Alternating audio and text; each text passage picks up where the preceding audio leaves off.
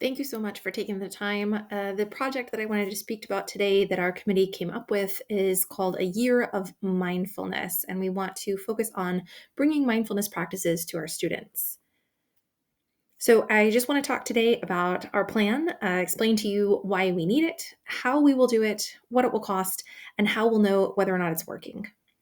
So, the first part is why do we need it? A recent study was released, or the data from a 2021 study was recently released, that showed that anxiety and depression are rising amongst students of teenage population. 42% of high school students reported in 2021 symptoms of depression.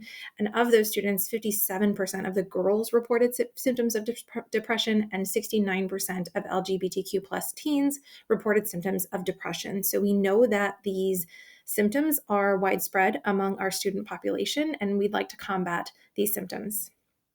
A review of existing research concluded that mindfulness practices can reduce symptoms of anxiety, depression, and other mental health concerns like PTSD and eating disorders, etc. So, what is mindfulness? It means paying full attention to something and being fully aware. You need to be calm to really realize what you're doing and feeling. And from there, you can learn to regulate those emotions and breathe through those emotions. One example of a mindfulness practice would be gratitude journaling. And a review of existing research in 2021 concluded that journaling is a promising component of mental health treatment, though it may not be entirely sufficient on its own. And this is one of the reasons why we hope to provide a varied model of mindfulness practices. Our goal with this program is to reduce symptoms of anxiety and depression among students by providing frequent and varied opportunities for mindfulness. So, how will we do that? Well, we want to dedicate time and space in our library for this purpose. So, each Monday of the school year, we'll have what we call Mindful Mondays and a new mindfulness practice. We said the example of gratitude journaling earlier, but also meditation, breathing exercises, restorative yoga, mandala coloring, or other hobbies that help to focus students' attention will be taught before school, during all lunches, and after school each Monday.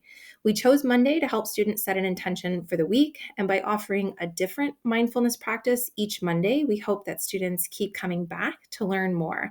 And if students pop in one Monday but aren't able to come the next, it's not as though they're missing a serial event where you have to be there each time in order to fully get the idea. Each Monday will be a practice that could be done independently. Additionally, we'd also like to create a mindfulness corner in the library, a dedicated space for mindfulness practice all year. This space will have a display of books featuring mindfulness practices, yoga mats, floor pillows for meditation, and materials for mindfulness practice, such as mandala coloring books,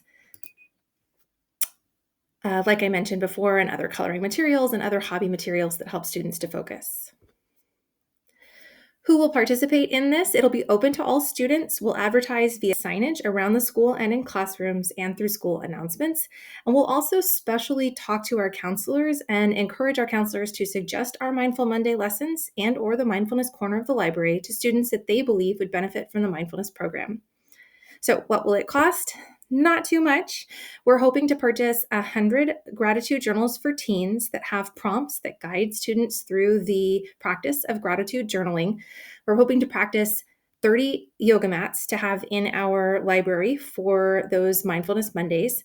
We're hoping to practice a set of round floor pillows for that dedicated mindfulness space and some mandala coloring books. The books that we purchase with mindfulness practices will come out of our collection development budget. So, how will we know it's working? Well, every time that students come into the library for a mindfulness practice, whether it's a Mindful Monday or whether they're just coming in on their own to use the Mindfulness Corner, we'll ask them to complete a Mentimeter survey that will be very similar to the one that you see pictured here, where we give them a variety of emojis and ask them which emoji best suits their emotions for the moment. And we're going to ask them to complete the survey when they arrive and then again when they're leaving. And we'll give them the option to explain why they're feeling the way that they do, which will hopefully help us to understand A, what is causing stress in students' lives, and B, which mindfulness practices are most successful for students so that we can bring more of those as the year continues. Thank you for listening. I hope that we can move forward with this project together. These are the references that I used in this presentation if you're interested.